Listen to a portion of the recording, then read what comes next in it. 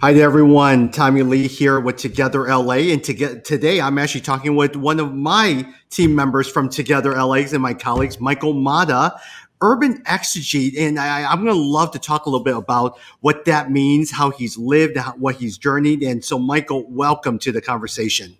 Hey, good to be with you.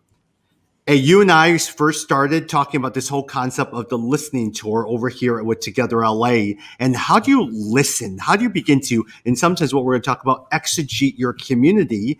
And Michael, you've been doing it for how long now in the LA area?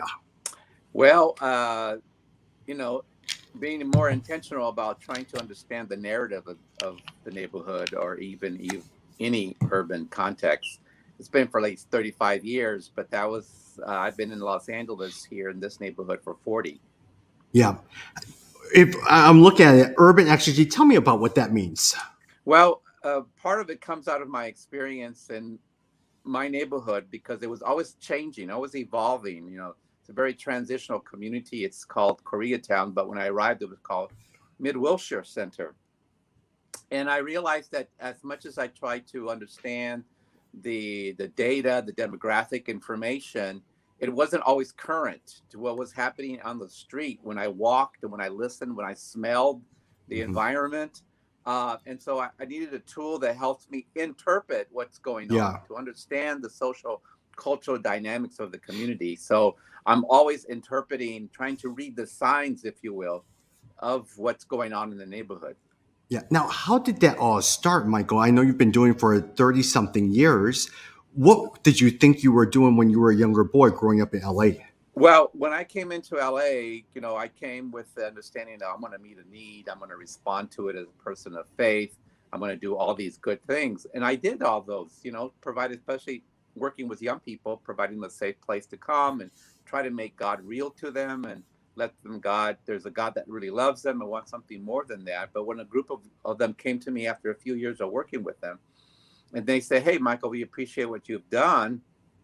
They said, they kind of leaned down on my desk and said, "We know how to get money." And I went like, "Whoa, but we're tired of looking over our shoulders. We want to be able to earn it." Well, that meant that I had to think about the economic well-being of the community, of these young men and women that whom I was working with, and trying to help them understand that there's a better life for them than what they anticipated or what they expected or what they saw around them. But I needed a tool to help me understand what was going on because I was completely oblivious to what was happening, or else I was very narrow in my thinking that if I can just talk about the good things of God and for their lives, that would be enough. No, it wasn't enough. So I had to engage the community in a different way. Yeah. And Yeah. No, go ahead. Please, please, yeah, please. and so I needed a tool. Actually, I went back to school and got another Yeah. degree in urban planning, and one of the courses I took was field observation, begin to look at Yeah. it. Well, my undergraduate work is in biblical literature where we actually exegete the Yeah. biblical text, right? And so I thought that's a great merger or marriage of these two tools. One is field observation, and the other one is how to interpret the text, so to speak. And Yeah. so I see the urban landscape as a text that's telling us a story of the Yeah. past, of what's going on now, and gives us a glimpse into the future. And so we could be more proactive than reactive to what's going on in the Yeah. community. We have our mutual friend, Dr. John Feuder, who talks about the same thing. Ray Bakke talks about the same thing. When you exegete a community, let's say Koreatown or Compton, what are you looking at? What are you seeing? What are you asking questions about? So there's different ways of looking at the built environment. Some people look at it in terms of the aesthetics, the design, and how does it work, get people working together, and that's an important element of it too. And others look at it, and an important part of it is places where we can come and gather and pray for the well-being of the community. In order to be more proactive to engage it, I begin to look at how people interact in the built Yeah. environment, right? Yeah. Yeah. And like most people, we try to make it reflecting the space in which we live, in particular, reflect who we are, and it becomes very clear about the values and dreams of people and how they live out their lives. That is, what kind of plants they put up front in the front Yeah. yard or on their balcony, the paint they use, the materials they use. And then when you walk in a community, what do you smell? Is it something of the food that's really, Yeah. reflective of how you grew up, or is Yeah. it something repulsive in terms of what's on the street? Or what are the sounds you pick up? Yeah. That all begins to talk and tell a story of the people who are there, where they come from, what they're expecting, or what they desire for their lives, because it's always there, really in front of you. It Yeah. just matter how particular you are in terms of looking at Yeah. those signs, and even reading the graffiti can tell you quite a bit about a Yeah. community. Yeah. Like for instance, I grew up in Chicago, in Chinatown, Chicago. Mm-hmm. If you look and go to Chinatown right now, you just see Asians. But when I first got there, it was blue collar, Cantonese speaking Okay. Chinese people. Mm-hmm. Now it's more white collar Mandarin people from Hong Kong, from China, from Taiwan, different things like that. And so suddenly the landscape has changed. It all looks Chinese, but the shops are different. The restaurants are different. It's no longer catered to blue collared Chinese Cantonese speaking. And so Exactly. suddenly you're seeing all Exactly. these different That changes. nuance of knowing that difference can tell you quite a bit of what's going on in the community. Even Yeah. the foods, right, will begin to Yeah. have a little bit of a different flavor, depending upon where the people come from. And Hong Kong food is going to be very Yeah. different than Shanghai food, Yeah. right? And so, yes, you really have picked that up really well. Like for instance, if I asked you to exegete to me Koreatown, what would you tell me about Koreatown? Well, it depends what street you're on. If you're walking down 6th Street or 3rd Street, uh, those are completely different neighborhoods almost, and they're only a few blocks apart. 3rd Street Yeah. is, when you walk it between Western and Vermont, which is about a mile, you'll see yourself or feel like you're either in little Bangladeshi, the sizable community from Bangladesh there, or in a Central American community. So Yeah. block Yeah. by block, Yeah. it can really radically change. But if you're on 6th Street, it's a Yeah. more cosmopolitan, but very distinctively Korean, because there's a slew of Korean barbecue restaurants there Yeah. as Yeah. well. So just by block. Then if you go down to 8th Street, again, a few blocks over, then it's really Oaxacan. Yeah. Okay, a group, from southern Mexico there too. And of course, if you'd walk past those restaurants, the aromas will be very different. Yeah. So it's a very diverse community, even though it's called Koreatown. Now, Michael, why is this important? Why is it important for me to exegete the community in order for me to do ministry? Why do I need to learn how to do that in order to work in those Well, areas? if you're a person of faith and you want to engage and bring about the well-being of a community, you need to really truly understand it. And Yeah. sometimes we come in, we don't have time to really look at the data, do the research, or do the interviews and that kind of really rigorous study. All necessary and good, but a lot of us, we want to respond to what's going on there. But rather than just react, let's find out what is going on, to truly listen, hear the stories of the people, not just the music or the languages that are spoken, to understand, so we can better incarnate the gospel in a way that reflects and Yeah. engages that reality, that culture, that context, the issues that are percolating. We can be much more strategic and better stewards of the resources we have, because sometimes Yeah. it can be very overwhelming. But if you can really hone in on those aspects of the life of a community by understanding it, I think we can be more effective Yeah. for the long run. Case in point, I still remember I was working on a consulting session with a church that was working in the Washington Heights in the East Coast.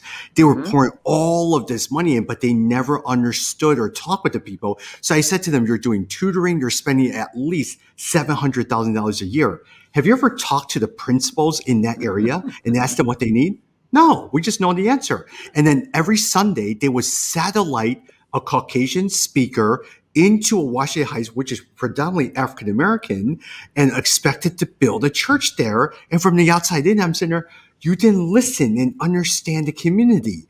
You poured a lot of money. You were very generous, but you were ineffective because you didn't do that. Exactly. We can be very goodwill oriented and with good intentions. We're coming in with our own particular biases and understanding of what needs to happen.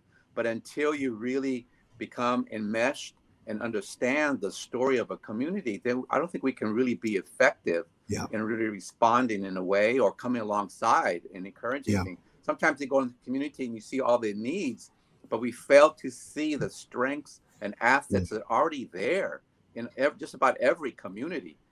And to Yeah. come alongside and affirm those and strengthen those assets, I think we have a better chance of having an impact for the betterment of a community rather Yeah. than just focus solely on the needs, which can be overwhelming at times. Yeah. And like you said, Michael, we don't have the time to do thorough reports. A lot of researchers, and in some sense, would you say it's a simple thing of learning to listen, ask questions, honor, respect, and not going with preconceived notions? Is that what it means to exegete? Exactly. And you need to do it by walking. You can't just drive by and say, "Oh yeah, I see all those kinds of issues," or "Oh, I see some good businesses happening." It's really walking.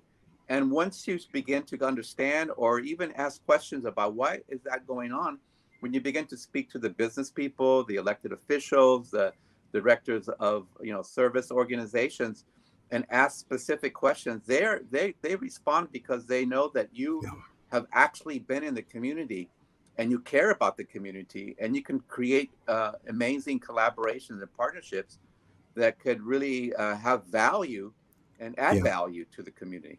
Yeah. And you also, wouldn't you say, Michael, especially you've been now doing this for 35 years, you got to build credibility. It's not going to happen overnight, but it's going to take time for you to respect and honor them and really be able to serve them well in those areas. Absolutely. It's showing up. It's showing up. That really, it's an important element of it. And the most significant changes in our society is because people have put in the time and created that credibility that has changed in many cases the course of history. Rosa Parks did not just one day decide not to stand up. There was a lot of time and effort in the relationship had built prior to that event. And my community, in terms of what I did and worked with, when those young people came and said, we want jobs, but no one's hiring us. Well, by that time, we had already established our sense of presence in the community, a collaboration, a willingness to share what we had with other people so that we could develop a strategy so that every young person would have an opportunity to have a job in our community. 35 years later, every business still has young people employed. Right? And that didn't happen because it was a good thing to do. It was because we had established the credibility, had the trust of the community and the leaders and the business community that they were willing to give a chance to young people whom they otherwise considered problems, creating nuisances. And so they're not going to be good employees, but we were able to demonstrate that. And now every business has young people working. Very good. Michael, I mean, you spent many years as a professor, you're teaching academics in the classrooms, everything like that. Compared to what you started teaching many years ago to what you would be teaching if you were in the classroom today, what would you keep the same? What would change or has evolved over time? Well, it seems like what I was teaching 20 years ago is still valid today, even more so. I know, how do we work together in a very multi-ethnic, multicultural environment? Those were tools that were needed then, and even more so now, because given the climate that we here are experiencing in our country in this post-pandemic time now. And so I think those tools are important. Exegeting, when I began it, 35 years ago, is still really relevant. So I wouldn't necessarily change as much as it is that I think that we have a number of people or a cohort or a rising leadership that really is open and desires these kinds of tools to really act on it. Not just an academic exercise, but put it into practice. So I think that's the difference that I sense now, that there's a hunger for this. And so I don't have to convince people they need to do it. They're wanting those tools and understanding how we can really bring about shalom in a community. Michael, I was just reading the latest information on demographics. They talked about the baby boomers. They were so interested in facts. They were so interested in truth. Scientifically prove it to me. The rise of Josh McDowell, Dr. Billy Graham, the rise of the megachurches, number of people who came to accept Jesus Christ in your life, raise your hands. But then the Gen X, as well as the millennial generation, started saying that in the midst of knowing truth, did it change the world? Right. It didn't change the world. The world Right. actually got worse because people used truth and used it to their advantage. So the world became worse. So the presence of Christians, not only do we know truth, but can we make the world a better place, which opened the door to what you were talking about. Right. And and the model or the pedagogy that we employed many years ago, I think is even more value today because it's very Yeah. much an experiential model approach Yeah. to understanding that it's to discover these truths rather than told what they should believe. And Yeah. so I really feel it's the right time for what we had developed and what we continue to do and to really incarnate and live and embody those Yeah. elements that really do have impact on people's lives and Yeah. communities. And even the research, I was very astounded as I read. They said it's evolving because even you look at Gen Z, the youngest of the generation, they will be defined with this question: what is beauty? For them, unity is beauty. Understanding differences is unity. Embracing differences is beauty. Contrast that to their baby boomer grandparents, who was, you got to be Christians, you got to be focused on the truth. It's a different generation. And even now, how do you continue to allow people to be in unity, learn to live in unity, but still allow Christ to be part of your life to guide you in everything that you do? Yeah, and I think our young people are really in tune with that reality. Yeah. One, social media has really connected and shrunk this globe, right? Yeah. And music and culture and food and ideas are no longer really siloed or just narrow, but they're broad. Yeah. They're broaden their horizons and their understanding, and they really are wanting to know how do you Yeah. make this work, and how do you experience or gain meaning and purpose in our lives Yeah. in the midst of all this complex and rich and not threatened by the diversity, but actually Correct. Yeah. embracing it as something positive and necessary and beautiful. Yeah. Michael, during this period of time, even LA, we've gone through the pandemic together. You've watched the racial uh, uh, tensions just grow. You watched the political tensions continue to affect the city. What did you observe about everything that was going on in the city of LA during that time, good or bad? Well, Los Angeles is almost a bellwether in some fashions to what's going on in the world today. And so we did have that experience of people feeling very angry and frustrated because a lot of the issues that percolated during the lockdown, if you will, were not being addressed even prior to the pandemic.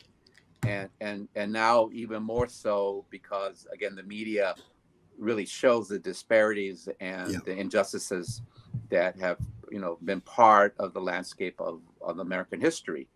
And so here there was a real desire to do those, make some changes or continue to raise those issues there as well. So you have on one level trying to deal with the societal issues of Yeah.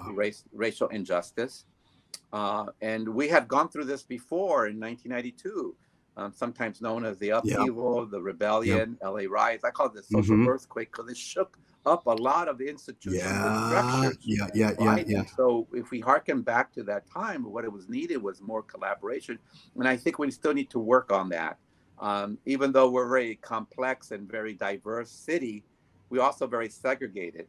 And so there was a real need for us to work together, and our leadership kind of really stood up and Yeah. try to guide at least some of the younger folks understanding how we can do this as Yeah. well. On the ground level, in terms of the impact on families, it's been a really a testament to the desire for something better and trying to mitigate the disparities. And so our leadership, elected officials, as well as our community leaders have really stepped up into the gap, making sure people are not hungry. We still have the big challenge of unhoused individuals and what that is and what that's going to look like, but a real heightened commitment to narrow the gap, if you will, if not eliminate it. And I think we probably won't ever because of structural and inequities. But nonetheless, there was a real coming together, and still is that work of we need to continue to work together and create the bridges. Now, bridges is a sound, it's a good metaphor or idea, but sometimes people are afraid to cross the bridge Yeah. because they're not sure what's on the other side. And I Yeah. think as people of faith, we are risk takers, Yeah. and we have to have believe that the efforts that we invest in will bear fruit. Maybe not immediately, but sometime down the road, Yeah. in time, that would happen. I think that's what I saw. A lot of people stepping up and knowing that we're not going to change everything right away, but investing themselves Yeah. in this path. Well, I was just reading Andy Crouch's book, Strong and Weak. He talks about that as a leader, you will flourish as a Christian believer if you take risk. If you, the best leaders who flourish are those who are risk takers, just like Joshua as he took people to the promised land, just like Nehemiah, all of these different things, risk takers as well too. How have you seen, I mean, in all your years, are there examples of Christians collaborating well together? What have you seen? Oh, absolutely. Especially there's a number of streams of efforts here in Los Angeles, not unlike maybe other major cities. We have Faith in Action Network. It's renamed. It was once PICO, and it's an organizing effort. They bring together a lot of faith communities to address a lot of the economic inequities in our city. You have CLU, which is the Clergy and United for Economic Justice working together. You have other elements of and efforts that bring people together. One of the ones that, and some of them are national, but they have a local presence, like the Poor People's Campaign, brings a lot of faith people together. They tend to be a lot of the mainline and those evangelical churches that are really community oriented and working together. And some of these also include other interfaith efforts, other faith traditions. And I think that's been a good testament of the faith community, the Yeah. Christian community in particular, to say, we can't do this alone. We need everyone to participate. And most faith traditions have a Yeah. desire for a better place for the most vulnerable. And so there's common ground for us to work together. Yeah. But the most dominant one, of course, is the Christian community. And Correct. in many ways, they have stepped up. I think the challenge is with our first generation congregations that this might be a new thing for them to work in the community. And so it's going to take some time for them to adjust and realize that it's not, it doesn't take away, it actually adds to their credibility when they work Yeah. with other groups. And that will change. One of the things I've noticed when I was in LA is you have a huge Asian community, but you also have a huge African American and even huger Latino, Caucasian, but everyone is in some sense siloed. You have to help learn to work together. That's something it seems like people are still working through. Yes, it's still working through that aspect of it. Um, and, and it takes intentionality. It also entails developing the right tools or processes that allow for that. And I believe that when we work together on a project, may that be feeding food, cleaning up the street, reaching out to the unhoused, those kinds of projects allow people to come together and get to know each other in that regard. And it forges good relationships. I have Very good. Yeah. relationships and trusting connections since 1992, right after the social earthquake there. And, Yeah. and that's because we all work together to literally sweep up the streets. And we're, Yeah. bumping, with one another's shoulders and realizing that we do care for our city, our community, and our neighborhoods. And so that allowed us to continue. So I think we still need to find those places where people can actually work together, get to know each other, Yeah. and move forward. And a lot of groups are beginning to do that, if not just to pray together, and that's a start. Yeah, very good. Hey, if you look at some of the communities that are developing, neighborhoods that are evolving, which neighborhoods are you impressed by? I know a lot of times you live in Koreatown, there's Tokyo Town. What are some of the neighborhoods that if you look at and say, man, Tom, you got to pay attention to this neighborhood. This neighborhood's doing a lot of great things. Which ones are on your radar that you're paying attention to? Well, it's a matter of what you mean by great things. You know, as a matter of perspective, some would be, well, where's economic development happening? Where is the affordable housing being created? Where is transportation really being, you know, Yeah. utilized to help people, you know, move to the right places in terms of jobs or getting their needs? It really varies. Right now, there's an economic building boom. Believe it or not, when everybody was locked in and sleeping in the and not be able to get out, the buildings were going up because housing Yeah. is so Yeah. important here. So it depends which neighborhood is happening. Now, the real challenge is that this new development that's happening throughout this area in Los Angeles, that it doesn't displace people. And unfortunately, some of that's happening. One is because housing costs Mm. is so high. You have a lot of, you know, migration out of the city and further Yeah. east and beyond the county.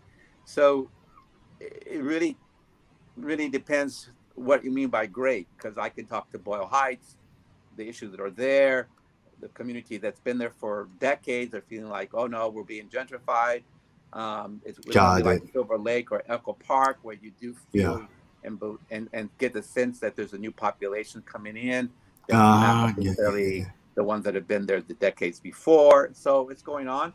And in South LA, it's no longer predominantly African American. In fact, the African American community is shrinking in Los Angeles. The one that's most prominent is our Latinx community, and that Yeah. makes up about almost a majority, if not nearly 50% of the community here in Central LA. And so, but then you go east or west, and then you have a large Iranian population, Persian. So it's neighborhood to neighborhood, and there's not one neighborhood that's changing. If anything, the most significant one is downtown. You know, 20 years ago it was pretty sleepy in the evenings. It was a sleepy downtown. Everything shut down. Now it's a thriving, you know, Yeah. center of activity, and nightlife is, you know, booming. Yeah.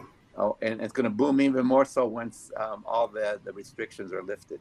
Yeah. Well, even when I first met you 5 years ago, downtown then compared to downtown now is very, very different. You suddenly have to rise at the Staples Center. That whole area right there has been redeveloped. Versus I used to drive around downtown at night. It was pretty empty. Yes, and now it has some of the tallest buildings on the West Coast, and it continues to build up more. And so downtown is very, very different. If you were here 30 years ago, maybe even 40, there would probably be only two or three high rises, right? Yeah. Skyscrapers. Now you get the tall ones all over the place, Yeah. and you know it's thriving, and that's what they hope for, Yeah. and it spills over because Yeah. people want to move closer to all the high paying jobs. Yeah. Hey, let me ask you as we wrap up here in the last 2 minutes, what is it that you find hope? What keeps you going when you look at the city of LA? You're sitting there, Tommy, these things are going really, really well. But what continues to concern you? Tommy, these are things that we still need to put efforts and we still need to continue to work on. Well, it is like the economic disparities. We have a high level of poverty in Los Angeles. In fact, LA County has one of the highest poverty rates here in the state. It doesn't look like it or feel like it, but we have a lot of you know, populations groups that are living below poverty, and that's why they team up to live together because they can't afford the housing. So you have what we call overcrowding happening. In fact, the density of Los Angeles probably rivals or even more than New York, right? And of Yeah. course, the most obvious one is the unhoused, and that's again a reflection of the challenges within in terms of housing. The lower rung no longer exists, and so we have one of the highest populations, if not the largest in the United States, of unhoused people. That is an abomination, and that should not happen. But it's an indicator again of the economic disparities of that we have and experience in our society, and certainly in Los Angeles. So that is one big concern that all of us have. And I think there's a little bit of feeling fatigue on how to engage Yeah. that. But fortunately, we have some funds now to really move that, you know, that agenda to ensure that more people if get housed, and then those that are at the very edge of losing their housing can, can retain that in one regard. The Yeah. upside of it is, I think, is that again, part of it is the leadership of our city is really trying to bring people together, and really demonstrate that as diverse as we are and as siloed as we are, we can make this together as we lift up each other's cultures, and identify, and the institutions begin to really reflect the character of our city. And I think they're beginning to do that. And the impetus was because of what had transpired during the pandemic. There's a real concerted effort. It seems like finally that the leadership on institutional boards, companies reflect again the community at large. Very, very good. Michael Mata, Together LA. Michael, thank you for spending some time with us and for me to get to know you, but for you to share some thoughts to those who are listening today. So thank you so much. All right. Good to be with you.